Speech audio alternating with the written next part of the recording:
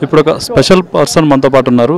ఆవిడ ఫార్మర్ నేత్ర గారు. ఫార్మింగ్ లోకి బాయ్స్ రావడానికి అది చాలా కష్టపడుతున్నారు. అసలు ఫార్మింగ్ లోకి ఎవరు చూస్ చేసుకోవట్లేదు. మీరు అసలు ఫార్మింగ్ ఎందుకు చూస్ చేసుకున్నారు? ఆర్గానిక్ ఫార్మింగ్ అనేది ఇంట్రెస్టింగ్ ఉంది. సో చాలా మంది యంగ్స్టర్స్ కూడా ఇంకా రావాలి, మనం చేస్తేనే ఇంకేమైనా చేంజ్ వస్తుంది. సో డెఫినెట్ గా ఎంత కష్టం వచ్చినా చేయాలని అనుకుంటున్నాను. అంటే ఇప్పుడు సినిమాలు ఫార్మింగ్ రెండు ఎలా బ్యాలెన్స్ చేస్తున్నారు? అసలు సినిమాలు ఇది ఎప్పటిదో సినిమా. నేను ఫార్మింగ్ స్టార్ట్ చేయకన్నా ముందు ఇప్పుడు మొత్తం ఫోకస్ అంతా ఫార్మింగే.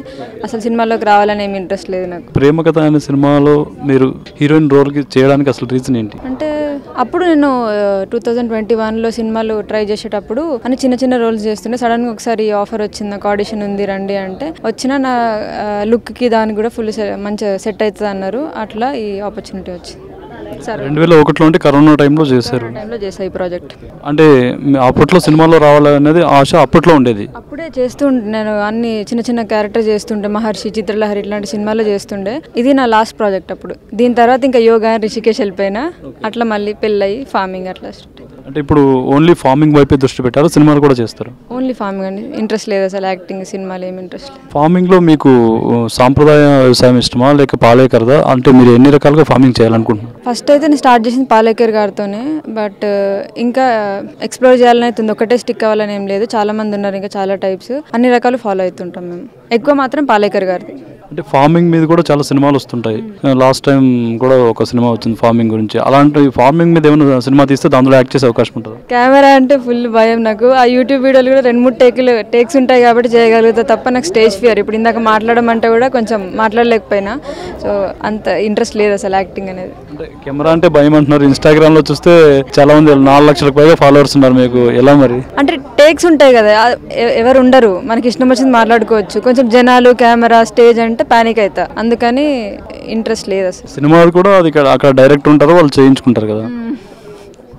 అంటే నాకు ముందు నుంచి ఈ ప్రాజెక్ట్ చేసినప్పుడు కూడా చాలా భయం ఉంటుండే. అది ప్రిపేర్ అయ్యి హీరో కానీ వినయ్ కానీ ఇట్లా అందరు హెల్ప్ చేసిన కానీ నిజంగా భయం నాకు కెమెరా అంటే. ఫార్మింగ్ అంటే ఎలాంటి భయం లేదంటారు? ఫార్మింగ్ అంటే ఏం లేదు అసలు. అయితే యాక్టింగ్ వదిలేసి ఏదైనా చేసుకుందాం రా అని ఫార్మింగ్ పోయినా. కానీ ఆడడం వల్ల ప్రమోషన్స్ తప్పట్లేదు. అంటే మన వీడియో మనం వర్క్ పెడితేనే ఫ్యూచర్ ఉంటుంది. సో మెయిన్గా ఫార్మర్స్కి అదే ప్రాబ్లం ఉంది, ప్రమోట్ చేసుకోలేకపోవడం. సో అక్కడ కూడా నాకు వీడియోలు తప్పట్లేదు, కెమెరా నన్ను వదలట్లేదు. ఇటీవల ఒకటి ఏదో బ్రహ్మాస్త్రం అని ఒకటి ఇన్స్టాగ్రామ్ లో పెట్టారు, ఏంటండి అది? న్యాచురల్ స్ప్రే అండి, కషాయం ఆకులని బాయిల్ చేసే ఒక లిక్విడ్. అది దాన్ని డైల్యూట్ చేసి వాటర్లో స్ప్రే చేస్తాం. చాలా మంది దాన్ని పెస్టిసైడ్ అనుకున్నారు, కానీ అది నార్మల్ కషాయం. అంటే అది రైతులకు ఒక బ్రహ్మాస్త్రం లాగా ఉపయోగపడుతుంది అంటారు? అంటే పురుగు చాలా స్ట్రాంగ్, అది పురుగు నివారణకి పనికొస్తుంది బ్రహ్మాస్త్రం. మీరు అసలు వ్యవసాయంలోకి రావాలని ఎప్పుడు అనిపించింది? మీరు అసలు ఏం చదువుకున్నారు? నేను ఇంటర్ తర్వాత ఏవియేషన్ కోర్స్ చేసిన.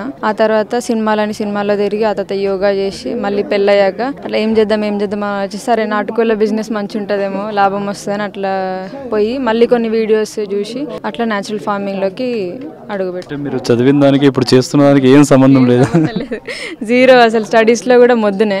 ఏవియేషన్ చదివారు? అసలు ఏవియేషన్ లో ఒక్కసారి కూడా అటువైపు వెళ్ళాలని అనిపించలేదు? సేమ్ ఇదే ప్రాబ్లం. జనాలు ఉంటే నేను మాట్లాడలేను.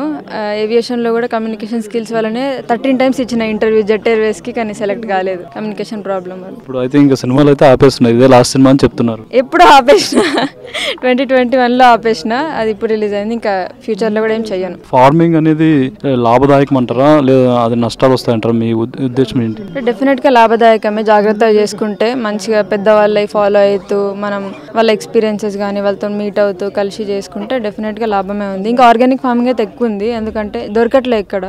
జనాలు కూడా ఎంత డబ్బులైనా పెట్టడానికి రెడీ ఉన్నారు. సో డెఫినెట్ గా ప్రాఫిట్స్ అయితే ఉంటాయి. అంటే పల్లెల్లో ఉన్న రైతులకు ఇప్పటికి కూడా ఆర్గానిక్ ఫార్మింగ్ అంటే అది పూర్తిగా ఏంటని దాని గురించి తెలియదు. మీరేమైనా అవగాహన కల్పించే అవకాశం ఉందా? ఉందండి. ప్రోగ్రామ్ ఈవెంట్స్ చేద్దాం అనుకుంటున్నాం. మోస్ట్లీ యంగ్స్టర్స్కి చేద్దాం అనుకుంటున్నాం. ఫ్యూచర్లో చేస్తాం. Wish all the best. Thank you.